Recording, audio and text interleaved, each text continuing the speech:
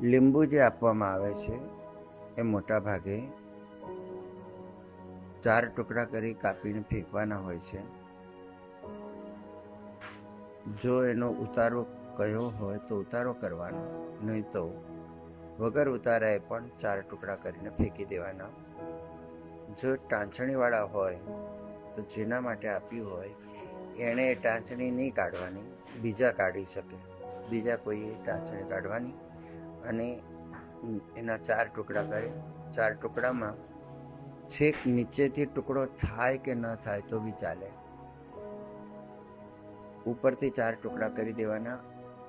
એક કેરી બેગની અંદર, સાદી પ્લાસ્ટિક બેગમાં આ ટુકડા બી નાખી દેવાના, પેલી પિન બી નાખી દેવાની અને તરત જ ઘરની બહારના ડસ્ટબિનમાં નાખી દેવાનું.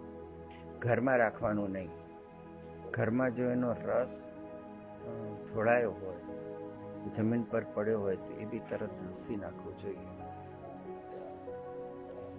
ભૂલી ચૂકે 4 રસ્તા પર ફેંકવાની વાત ના કરતા. તમારા બેન બેટીઓને ચડી જવાનું છે જો 4 રસ્તા પર ફેંક્યા છે તો.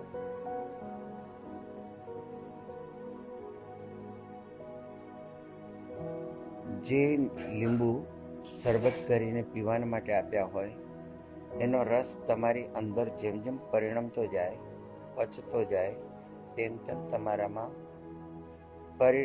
પરિવર્તન લાવતું જાય. જે મંત્રમાં શક્તિ હોય અને મંત્રમાં જે સંકલ્પ મૂકેલો હોય એ પ્રમાણે એનું રિઝલ્ટ આવવા માટે તો કેટલાક લીંબુ એનો રસ કાઢી શરબત કરીને પીવાનું હોય છે. તો કેટલાક લીંબુ ટાંચણી વગરના પણ 5 દિવસ એમને રાખી ઓશિકા પાસે રાખવાના.